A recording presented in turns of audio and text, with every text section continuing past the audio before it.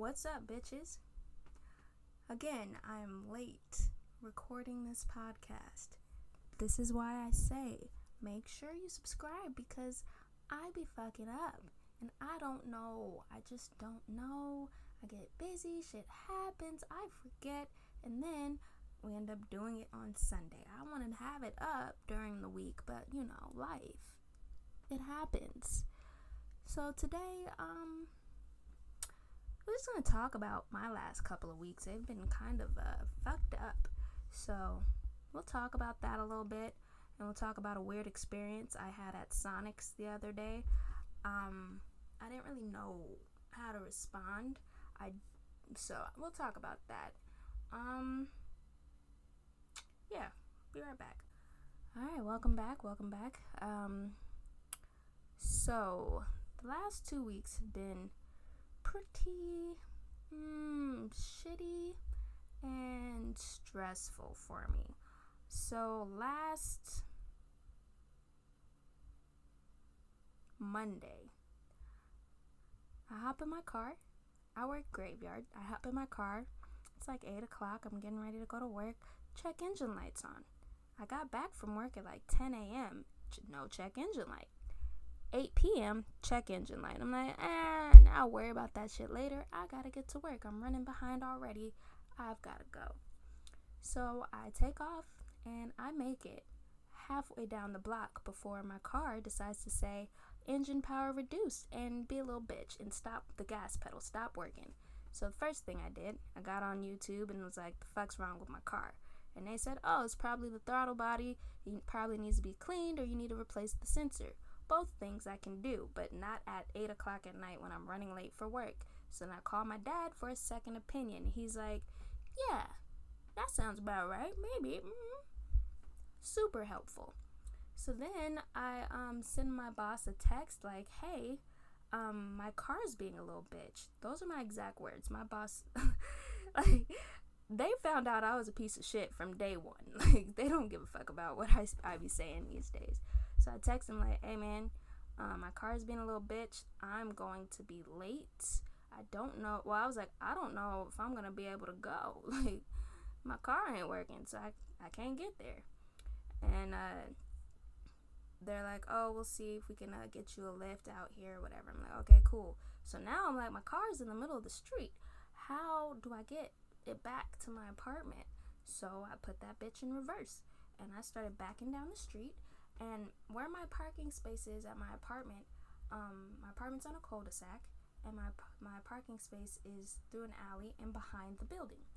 So I put that shit in reverse, back down the street, backed into the alley across from the alley I need to go in, and I was slammed on the gas pedal, even though the bitch wasn't working. I just slammed on that shit, made it into the alley, turned. It was a little hill, made it up the little hill. Still had some momentum. I turned around because I like to back in. I be fucking up when I try and park forward. Only crazy people park forward. Why do you do that? Now you have to try not to murder people when you're backing up. It's just so much easier to park back into a spot. That's for another day. So I turn around so I can back into my spot. My parking spot's on a incline. So I made it halfway up the spot and could not make it any farther. So I put that shit in park and I just sat there for a minute like, the fuck am I supposed to do now? I can't push it by myself. So my neighbor, I don't know his fucking name, I've been in my apartment for a year now, and he introduced himself when we met. So it's time has passed for me to be like, oh yeah, what's your name? I just can't. There's no way I can be like, oh yeah, what's your name? I've been here for over a year, but what? Jose? Was it Jose? Was it Juan? Then that's just racist. I can't do that shit. So he's in his garage and his door's halfway open, so I go and I squat underneath, right next to his garage door. I'm like, hey, can you help me? And he's like, yeah, I got you. So he comes, he tries to push that bitch, couldn't get it up the hill. So he goes to get his son. He's like, this is my son. I was like, hey son. And then both of them try, they couldn't do it. My next door neighbor, he's watching from his bedroom, and I'm telling them what's going on. He's like, here I come. he's a little thick. He's a little thick. So with his help, they was able to push me in my car into my spot. And then the next day, so they got me a lift to work. I go to work. They gave me a lift home. Well, they didn't really give me a lift home at first. Like I drove my truck back to the yard where like our people are, and I was just kind of hovering around, and like we was just talking and stuff, and I was telling them the story, and I was like, yeah, they got me a lift, and yeah, so now and then I was like, I just don't really have a way home now. And they're like, oh, you need a ride? I'm like, yeah, that's why I'm sitting here. That's why I've been sitting here for 20 minutes. I kind of needed a ride and didn't know how to ask. And then somebody that lived near me, and they gave me a ride home. So then I went home. I took the throttle body off my car. I cleaned that shit, put it back on, drove it around the block, going 50 miles an hour, no problem. I mean, it was idling kind of weird, but I'm like, it's fine. I should be able to get to work. So that night, getting ready to go to work, it's like 9:30, and the same shit happens. My car decides to be a little bitch. This time I made it further down the street, and as soon as it happened, I'm like, fuck. So I just kept going. And then turned and came all the way down the alley, and I tried to park it in my spot and got almost up there, and I was like, fuck this shit, and I just blocked everyone's garages.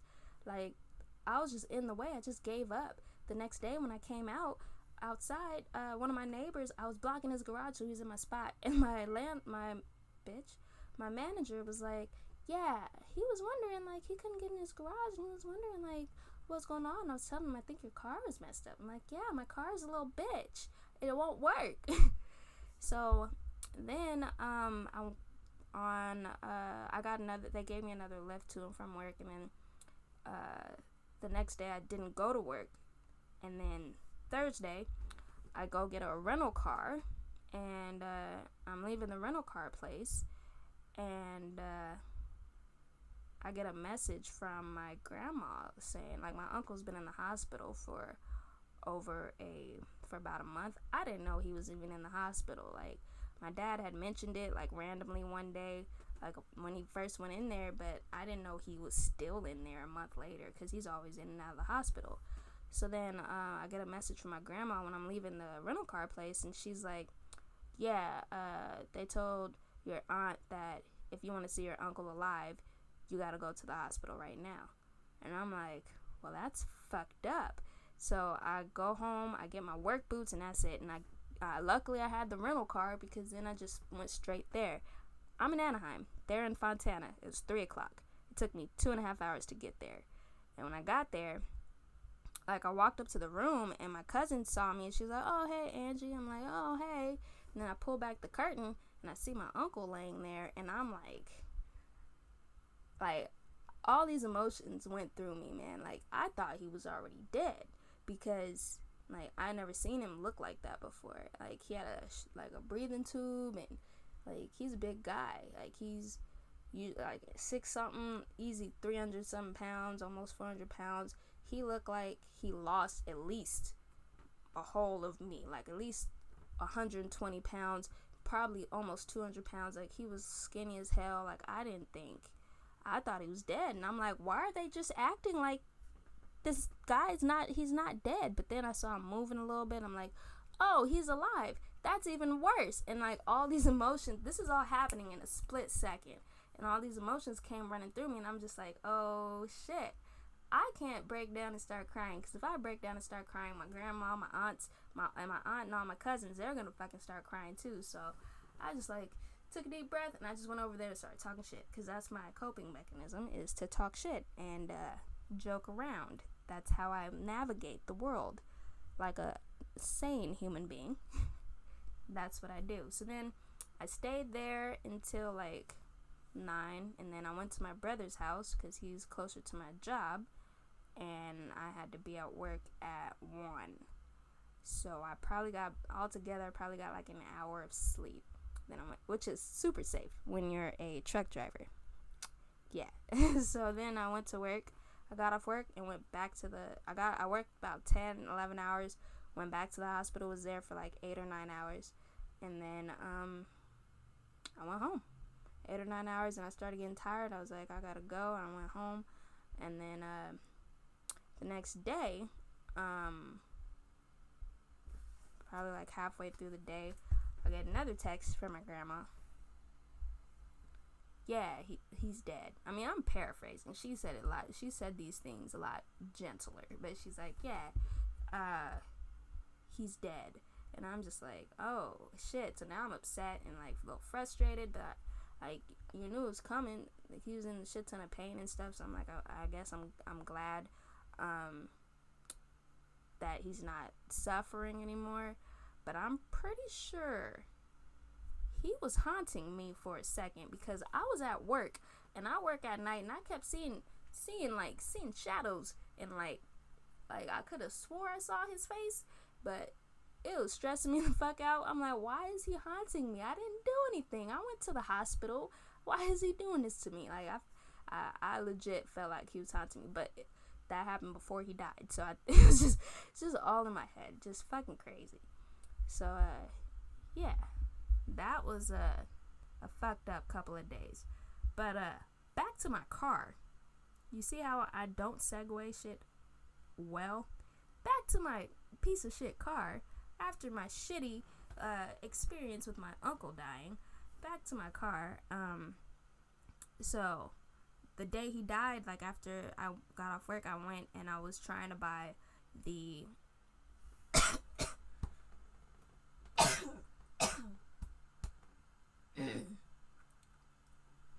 sorry, I am not talking into this the right way, so I wonder if any of this audio was being picked up, because I legit had the fucking mic facing the wrong way, and I've been recording for fucking 13 minutes. So my bad, because now the audio is gonna be all weird. I'm not redoing that story. That shit, I'm trying real hard to keep it together. I'm not redoing that fucking story. So back to my car, and so after I got off work, I was trying to find the fucking throttle body. And, well, not the throttle body, because, like, that shit looked like it was fine. I was trying to find the sensor, because I'm like, it must be the sensor. Like, the engine is trying to, what the throttle body does, it's like, this, it's connected to it. The throttle body is essentially, when you step on the gas pedal, it opens up and allows oxygen, allows air to travel through the system, which in turn helps pump fuel throughout the car. So when the sensor for the throttle body isn't telling it to open up, there's no air going into the engine, and so in turn there's no fuel being ran through the system. Your fucking gas pedal doesn't work because nothing's happening. And so I thought it was the sensor. Like, at first I was like, oh, it must have been the throttle body, because when I took that shit out, it was kind of stuck. Like, you should be able to push it with your finger, push it up and down with your finger, and I couldn't. And it was kind of stuck. So I was like, that must be it. And I was fucking wrong. So then I'm like, it must be the sensor. So I went to AutoZone, Pep Boys, fucking Craigens, or shit, O'Reilly's, and none of them motherfuckers had it. So then I went on Rock Auto, and well, they didn't have the sensor by itself. They kept trying to sell me the whole unit, the throttle body and everything. I'm like, I don't need that shit. And they're like, oh, we don't sell it separate. The unit was like $200, and I'm like, fuck that shit. I'm not paying $200 when it's $35 for other cars. Why do I gotta get raped? Well, why does my wallet gotta get raped? And so then I asked my dad's friend, who's a mechanic, and he was like, oh yeah, they might not sell it separately. It might be part of the unit. And I was like, well, fuck that shit. And then I went and bought a new car. So at least there's that. I got a newishly used car. It's real cute too. She purty. She real purty. But yeah, so that was last week.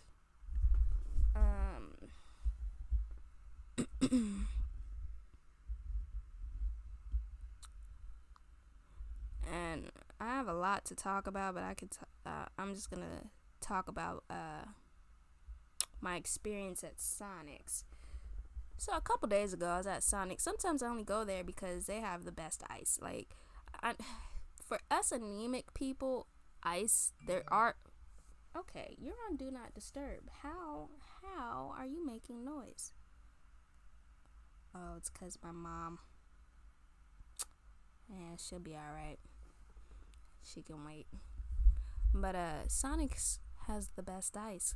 It's those, like, if y'all motherfuckers know what Sonic's ice looks like. So for us anemic people, there are levels to that shit. Like, there is good ice and there is bad ice. Well, there's no bad ice. There is no bad ice. There is just good ice. We will eat any ice, but the good ice is the shit Sonic's has. So bomb. So sometimes I just go there to get that and get some fucking chili cheese tater tots and call it a day. So I park and I'm ordering through the little thing, but you know, I'm kind of short. Like, I got long legs, but I got little T-Rex arms, so I can't reach shit like out the window. So I open the door and I'm standing up and making my order. And there's a guy like on a bicycle near the where the bitches come out with your food, and like I'm ordering and he starts yelling, "Get the cheddar peppers," and I'm like, I was already about to order the cheddar peppers, but I just didn't like that he was yelling at me to order it. But I was just like, yeah, let me get the cheddar. I whispered it. I was like, and yeah, let me get 6 pieces of the cheddar peppers. And then I order or whatever, and then he comes over and he's like, sorry, I was just messing with you. I was like, oh man, I was already gonna get that shit. And he was like, okay, cool. And I was in my work uniform. He was like, oh, you work over there at Honda? And I was like, nah, JB Hunt. And then he was like, oh yeah, JB Hunt, they're based out of Arizona, and are you over in San Bernardino? Are you in here? Are you in? And I was just like, how does this motherfucker know all this shit? I was like, nah, I'm in Hacienda. And he was like, oh, okay, I didn't know they had a spot over there. I'm like, yep. And he was like, so he starts talking, and he's like, are you Ethiopian? Oh, no. He was like, where are you from? And I was like, Torrance. And he was like, but no, like, where are you from? Where's your family from? And I was like, Louisiana. And he was like, you're not Ethiopian? And I was like, no.